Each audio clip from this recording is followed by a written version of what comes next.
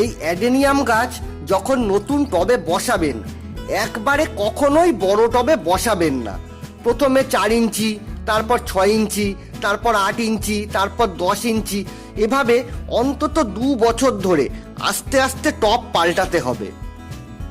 আপনি প্রথমেই যদি গাছটিকে 8-10 ইঞ্চি সাইজের বড় টবে বসিয়ে দেন, তাহলে এই গাছ লম্বাই হতে থাকবে, কিন্তু এর কর্ডেক্স মোটা হবে না। আর কর্ডেক্স মোটা না হলে এতে খুব বেশি ডালপালাও গজাবে না। ডালপালা যদি গাছে কম থাকে তাহলে ফুলও কম আসবে।